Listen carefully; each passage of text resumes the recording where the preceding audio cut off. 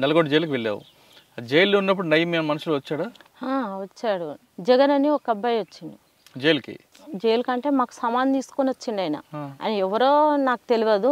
ఇంకొక అక్క అరుణక్క అని ఉండే, ఎవరు నల్గొండ జిల్లా సెక్రటరీ రవి అని అమరుడు అయ్యిండు, వాళ్ళ భార్య ఉండే. ఆమె నేను పోయేసరికి ఆమె ఉన్నది. ఆమె నేను ఉన్నాక ఏం చేసిందంటే ములాఖతు పెట్టిరు మాకు. ములాఖతు పెట్టిన తర్వాత నేను వెళ్ళి మాట్లాడరాపో అని చెప్పి నన్ను పంపించింది ఆమె కూడా. అయితే నువ్వు వెళ్ళవా అంటే, నేను కోర్టుకు పోయే పని ఉంది, నువ్వు వెళ్ళి మాట్లాడరా, మనోళ్ళు అయితేనేమో ఏమైనా తెస్తే తీసుకో, లేకపోతే అవసరం లేదని చెప్పి వెళ్ళిపోయింది ఆమె. అయితే నేను వెళ్ళాను. అక్కడ వెళ్ళిన తర్వాత అరుణక్క అంటే మీరేనా అక్క అని అన్నాడు. అవునన్నా మేమే అన్న. అన్న సాంబశివుడు పంపించిండు అక్క, ఇంకో సామాన్ అంతా పంపించిండు, మీకు సామాన్ లేవట కదా అని అన్నాడు.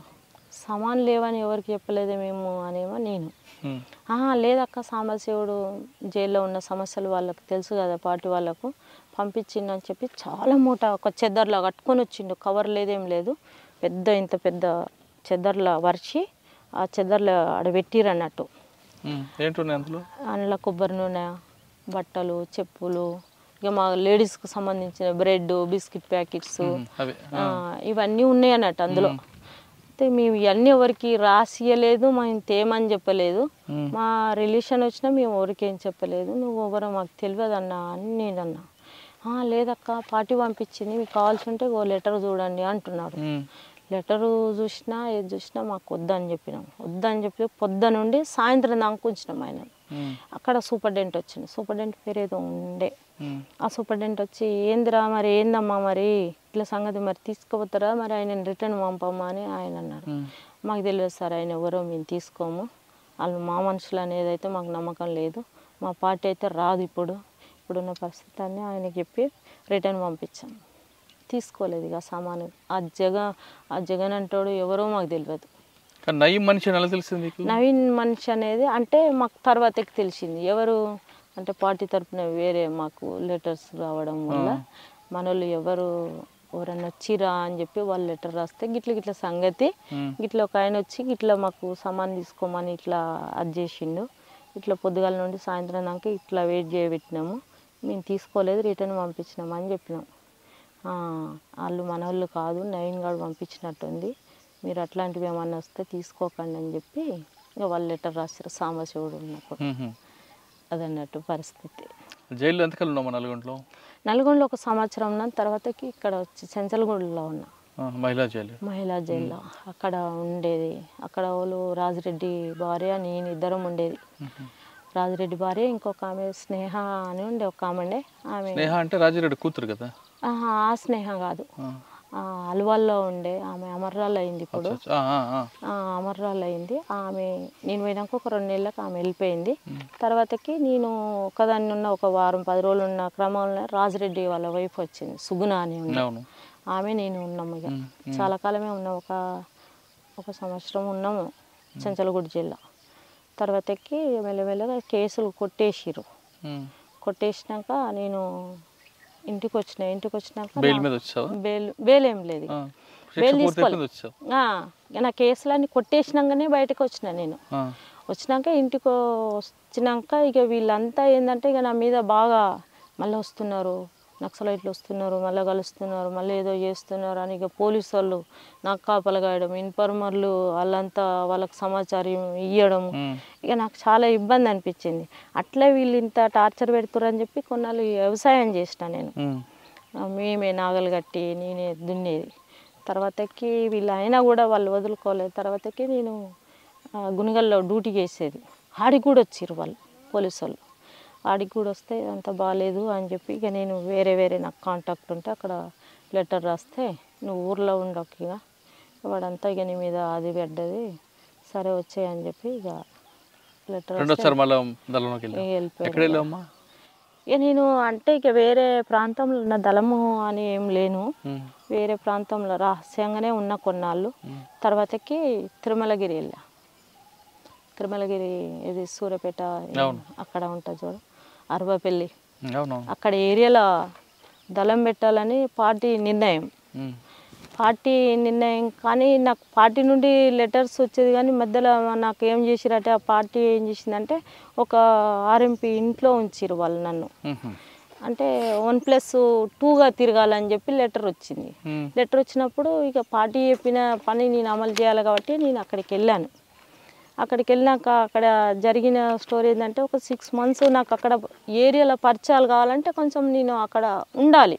అక్కడక్కడ తిరిగేదాన్ని. అక్కడక్కడ జనాలను పరిచయం చేసుకొని అక్కడ ఎవరైతే మనకు అనుకూలమైన వ్యక్తులు ఉన్నారో వాళ్ళని తీసుకుపోయి అక్కడ పరిచయం చేసుకున్న క్రమంలో ఇక వాడు నా లెటర్స్ అన్నీ ఎప్పుడో ఇప్పేది చదివేది మళ్ళీ వాడికి వాడే రాసిచ్చేది. ఎవరు? ఒక ఇన్ఫర్మర్, ఈ ఆర్ఎంపీ డాక్టర్ అంటాడు. నాకేం తెలుస్తలేదు, ఇదంతా ఏదో రాంగ్ ఉన్నదని చెప్పి నేనేం చేసినంటే వాడికి తెలిసే ప్లేసులనే నేను రూమ్ తీసుకొని ఉన్నా సపరేట్గా. పార్టీ నాకు లెటర్ రాసింది, దానివల్లనే నేను రూమ్ తీసుకున్నా. నువ్వు వర్క్ కొన్నాళ్ళు ఇది ఆపి ఇంకా వేరే వర్క్ చేయి అని చెప్పి నాకు పార్టీ లెటర్ రాసింది.